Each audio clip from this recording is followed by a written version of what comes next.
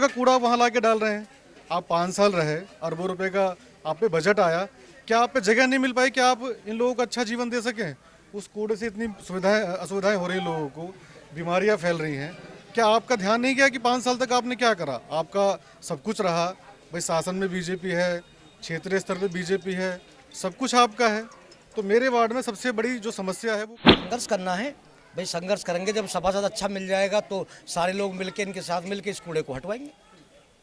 तो यहाँ से कूड़ा ना, ये निकाय चुनाव है प्रदेश में, और देश प्रदेश का मतलब नहीं है। जहाँ हम हैं, जिस समाज में हैं हम, जिस वार्ड में हैं हम उस वार्ड को लेकर के हम खड़े हुए हैं। और हमारे जो लीडर है भाई सलाम भाई, ये बहुत ही कर्मठ, मेहनती और विद्वान आदमी है, बुद्धिजीवी इंसान है। और इनका कहना यही है कि हम समाज में रहकर, पूरी समाज ने खड़ा किया इनको, पर्सनल ये खुद नहीं खड़े हुए, इन समाज ने इनको खड़ा करवाया कि आप जितने भी कूड़े का अंबार है वार्ड नंबर 13 में सबसे ज्यादा परेशानी है वार्ड नंबर न्यूज। और मैं हूं आपके साथ आशीष तिवारी। इस समय खोड़ा में हूं और खोड़ा की राजनीति अब कमोबेश गरमा रही है। ऐसे में वार्ड का ये जो चुनाव है, क्षेत्रीय चुनाव है, ऐसे में कुछ फेसेस के तौर पर और खास तौर से कुछ पार्टी के बेस पर लोग चुनाव लड़ रहे हैं। 13 नंबर वार्ड में है, निर्दलीय प्रत्याशी हैं, सलाम हैं। आइए इनसे जानने की कोशिश करते हैं आखिर इनकी राजनीतिक आबो हवा किस तरीके से गर्म करेंगे, कैसे लोगों को अपनी तरफ जोड़ेंगे, क्योंकि निर्दलीय है, अपने जो सैंपल है उसको कैसे लोगों तक पहुंचाएंगे। देखिए, हम और हमारा परिवार काफ़ी वर्षों से समाज से जुड़ा हुआ है और मैं कभी भी चुनाव लड़ने का इच्छुक नहीं था। हमारे समाज ने, रामनिवास मामा हो गए, लोकेश शर्मा जी, अशोक शर्मा जी, तमाम मोहल्ले के लोगों ने एक मीटिंग करी और हमारे साथ कई नाम थे जो समाज सेवा से लोग जुड़े हुए हैं। वो कई नाम हैं, उस नाम में से एक का चयन किया गया और उस वजह से हम मैदान में आए हैं। और हम विश्वास दिलाते हैं आपको कि जो कार्य हमारा परिवार या हम करते आए हैं उसको हम कंटिन्यू करेंगे। आपको क्या लगता है कि जो 5 साल अभी यहाँ आपके वार्ड की सरकार रही है, उस पे खामियों के आधार पे, गिनतियों के आधार पे बताना तो पड़ेगा, और इस पे आपने क्या कभी कोई स्केल खींची है, कहाँ ये गड़बड़ी थी और इसको मैं ठीक करूँगा? देखिए, जो आदमी की मूलभूत सुविधाएं हैं ये छोटा चुनाव है, सबसे छोटी इकाई कही जाएगी नगर पालिका के सभासद के रूप में। और मुख्य कार्य यहाँ साफ सफाई पे ध्यान देना सबसे पहले। इस पूरे खोड़ा में अगर कहीं नर्क है तो वो हमारा वार्ड है। आप 100 कदम दूर चलिए, यहाँ कूड़े का अंबार लगा रखा है जो कि नगर पालिका द्वारा संचालित है और माननीय सुप्रीम कोर्ट के आदेश का अवहेलना होता है, एनजीटी का अवहेलना होता है। आपने घर के बराबर में कूड़ा घर बना दिया और पूरे खोड़ा का कूड़ा वहाँ ला के डाल रहे हैं। आप 5 साल रहे, अरबों रुपए का आप पे बजट आया, क्या आप पे जगह नहीं मिल पाई कि आप इन लोगों को अच्छा जीवन दे सकें? उस कूड़े से इतनी असुविधाएं हो रही हैं लोगों को, बीमारियां फैल रही हैं। क्या आपका ध्यान नहीं गया कि 5 साल तक आपने क्या करा? आपका सब कुछ रहा, भाई शासन में बीजेपी है, क्षेत्रीय स्तर पे बीजेपी है, सब कुछ आपका है। तो मेरे वार्ड में सबसे बड़ी जो समस्या है वो कूड़े की है।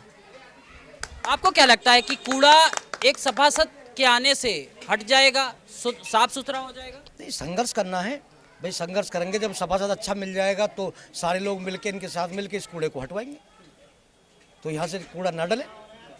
तो यही है कि अच्छा सभासद हमें मिल जाएगा तो सारे मिलके हम सभासद के साथ लगेंगे और इस कूड़े को यहाँ से हटवाएंगे।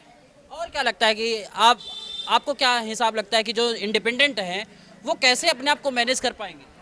सलाम भाई एक अच्छा चेहरा है, बहुत पुराना कार्यकर्ता है, बहुत वर्षों से यहाँ रहते हैं और बहुत आदमी इनको जानते हैं और इनको जनता ने खड़ा किया है कि भैया इस बार आप खड़े हो और इस वार्ड का समस्या, 13 नंबर वार्ड का समस्या जो है आप इसमें लगे रहो और साफ सफाई में अच्छे काम करेंगे। आने वाला समय में सलाम भाई अच्छा चेहरा उभर के आएंगे। आपको क्या लगता है कि अब ये जो चुनाव है ये फेस का है या पार्टी का है? पार्टी का नहीं, फेस का है। सलाम भाई के यहाँ बाई फेस लोग जानते हैं, ये कोई किसी पार्टी से नहीं, निर्दलीय है, ठीक है। और इससे पहले पिछले 5 साल पहले भी ये कैंडिडेट थे, निर्दलीय ही थे और ये लोकल है यहाँ के, ये लोकल है यहाँ के। पूरा कॉलोनी ये जो भी है वार्ड 13 नंबर है, ये जो समस्या यहाँ कूड़े का है वो इनके साथ पूरा पब्लिक है, इनके साथ सहयोग करेंगे पब्लिक, जिसमें ये लड़ाई लड़ेंगे इनका चेहरा होगा और इनके पीछे हम लोग हैं। आपको क्या लगता है कि आपका प्रत्याशी कितना दम रखता है? हमारा प्रत्याशी बहुत मजबूत है और हमने इसे खड़ा किया है और पूरी जी जान लगा के हम इनके साथ हैं। और जहाँ तक है सफाई की, तो हमारा प्रत्याशी अगर सही है और काम करेगा तो बहुत ही अच्छा वोट यहाँ से जीतेगा भी।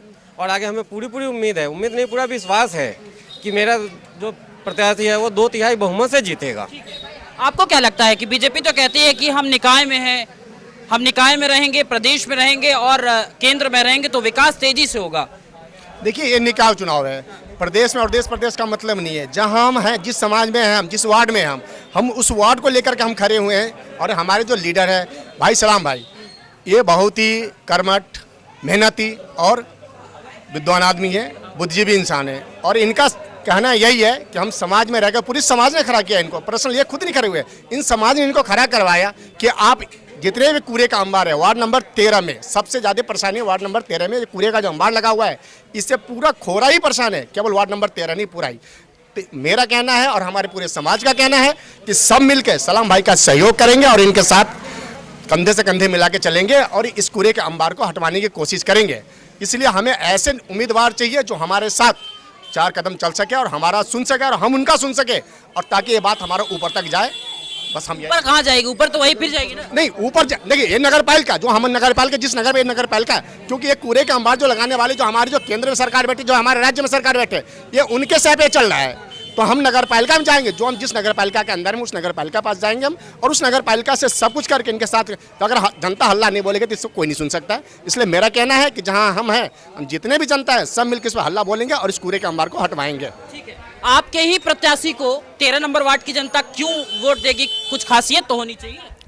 पहले सबसे पहले तो अपने 13 नंबर वार्ड के सभी जनता को हार्दिक दिल से नमस्कार, सलाम अलैकुम। हमारे 13 नंबर वार्ड में लगभग बहुत सारे प्रत्याशी आए, देखे गए, लेकिन हम सब हिंदू और मुस्लिम सब समाज को एक साथ रख के सब लोगों ने मोहम्मद सलाम को चयन किया, क्योंकि आज के आने वाले भविष्य में सलाम कर्मठ, सुशील, पढ़ा लिखा, हर तरह का काम से कार्य में अपने समय पैसे समर्पित करता रहा है। इसलिए सारे समाज मिलकर मोहम्मद सलाम को इस सभासद में वार्ड नंबर 13 से चुनाव लड़ने के लिए प्रोत्साहन और निर्णय किया। ठीक है, आपको क्या लगता है जो प्रतिद्वंदी हैं, एक तरफ सत्तासीन लोग हैं, एक तरफ विपक्ष में बैठे वाली बड़ी पार्टियों के लोग हैं, कैसे दो हाथ करेंगे इनसे? देखिए, जनता जनार्दन होता है, जनता मालिक है। जो जनता उनके साथ थी पहले और उनको जितवाया था, उनका 5 साल का काम देखा उन्होंने। भाई 5 साल का काम देखा, कहीं ना कहीं उनसे त्रस्त है। इस वजह से बीजेपी प्रत्याशी अपना चेंज भी करना पड़ा, नया चेहरा लाना पड़ा उनको, कि शायद जो नाराज़गी है लोगों में वो दूर हो जाए। और लोगों ने मिलके जब समस्याओं को देखा कि भाई वार्ड में कुछ भी नहीं हो पा रहा, कोई कार्य नहीं हो पा रहा, कोई व्यवस्था नहीं हो पा रही है, तो प्रत्याशी बदलने का काम कर रहा है। और लोगों ने जब देखा कि प्रत्याशी बदल दिया है, फिर भी उन्हीं का रहना है, तो पूरी जनता ने, पूरे लोगों ने मिलकर हमें खड़ा करा।